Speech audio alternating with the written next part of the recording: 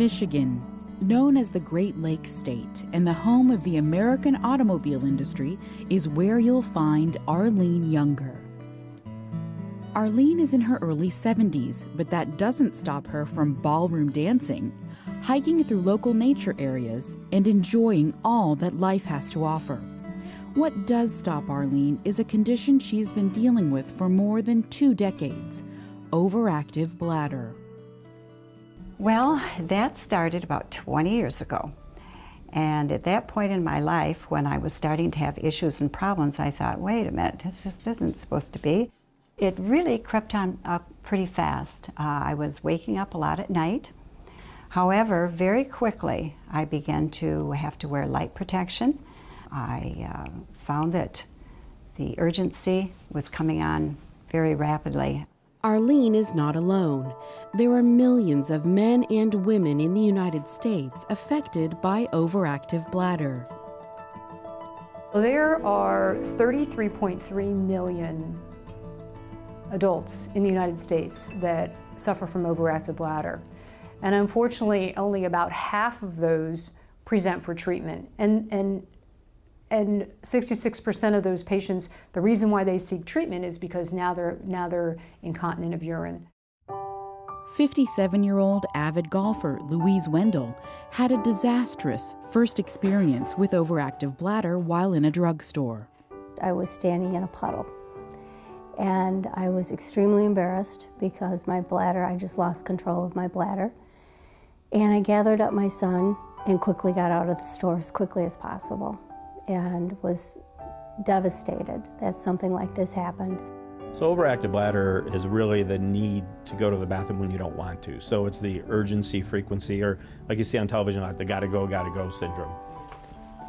Frequency is defined in the urologic community by voiding more than 8 times a day. So if you urinate more than 8 times a day, I like to see at least 2 hours between urination to consider that normal. Now, for some people that might not be enough. That's not normal for them. They want to go 3, 4 hours in between. But I strive for 2 hours and tell people they should be happy it's 2 hours and not every half hour, like some of my patients suffer from that much frequency. For Arlene, the need to go came on suddenly. Sometimes driving in the garage, put the garage door down, and psychologically it must have been you're safe. And having accidents that over the years began to get very, very severe, full-blown loss of urine. To better understand overactive bladder, it's important to see how the bladder is supposed to work. It's surprisingly simple. Our bladder is a hollow muscle. Its sole purpose is to store urine and then contract to release urine. So the way the bladder functions normally is as it has lots of receptors in it. In other words, the bladder can sense as it fills. And so as the bladder fills, it sends signals up to the brain.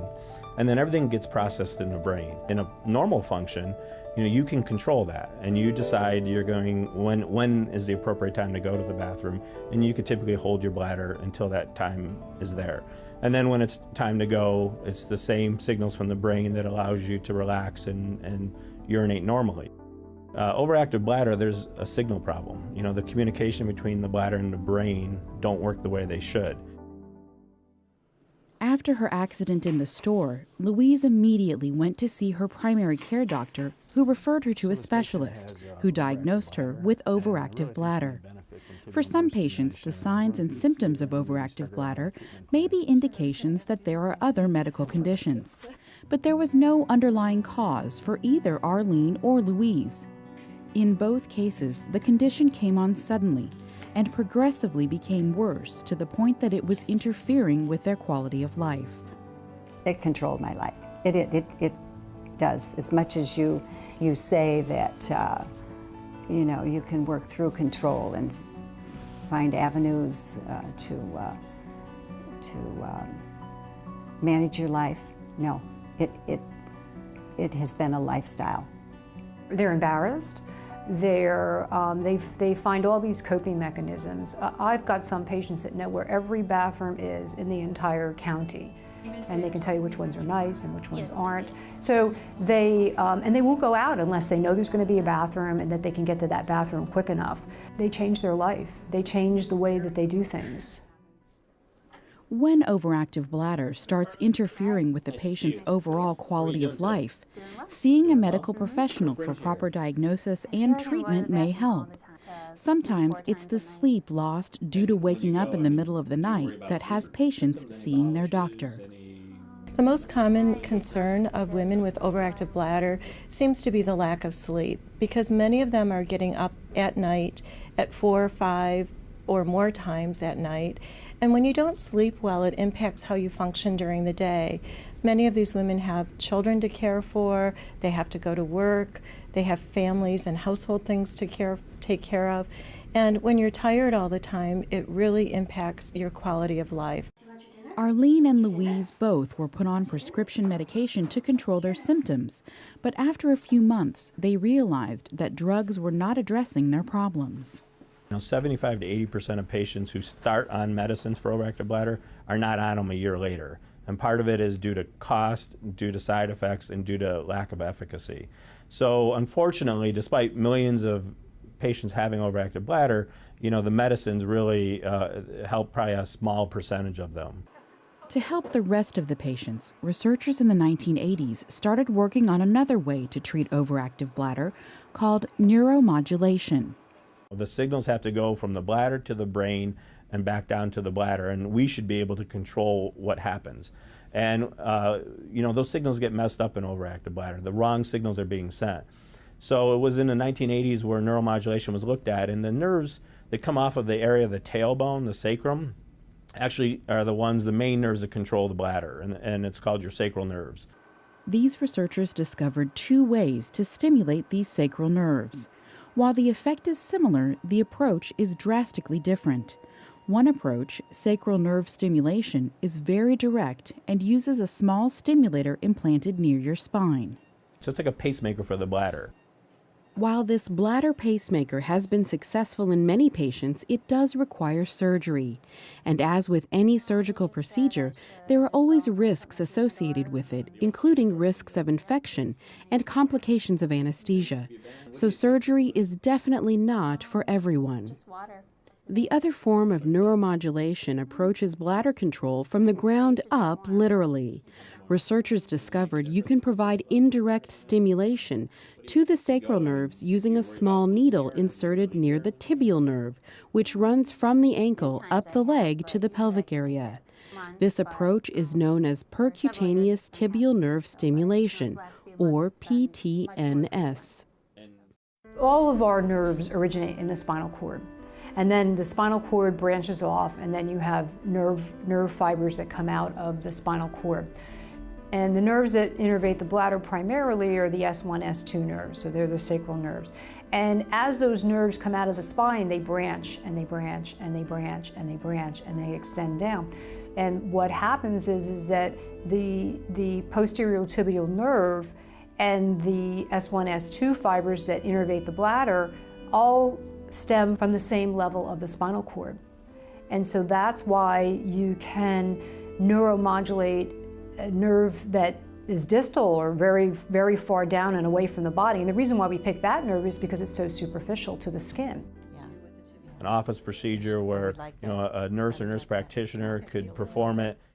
The tibial nerve stimulation is painless to put in. The stimulation, you feel a little pulsating. You might see the toes move a little bit. That's just suggesting that we're stimulating the correct nerve. And again, it doesn't work by stimulating your foot. It works by sending the signal up to the brain. Patients can speak with their primary care physicians about being referred to a urologist, a urogynecologist, or a gynecologist who can discuss the PTNS procedure. Now the question is, how does PTNS control the problem? Unlike prescription medicines, which have to be taken every day for life, or the implantable stimulator, which stays in the body, this approach has a different process. With tibial nerve stimulation, a little different is instead of doing it every day, we found that you can do a treatment once a week for 12 weeks. And then what we found is that most patients need about 1 treatment a month after they get better with the initial 12 treatments to maintain an improvement. Arlene began receiving her nerve stimulation and has been doing great. Throughout the day, I was holding urine more. I wasn't changing my protection that often. And I thought, hey, this really is working. And then I kind of slipped backwards a little bit. And finally, around number 10, it was like snap of the fingers. I began to see a huge, huge difference. Sleeping, only getting up once a night, getting more rest, not wearing protection. I haven't worn protection in a month now. And it's a simple treatment. It's like freedom. There's just a sense of freedom and joy. Louise has completed her treatment and is now managing her overactive bladder. She has reclaimed her life and resumed a level of activity she had only dreamed of. Going forward is that all I can see is things going up. I mean, it has improved my quality of life, and it has proven that it works. This procedure works. For more information on overactive bladder, please visit urgentpctherapy.com or the National Association for Continence website at nafc.org.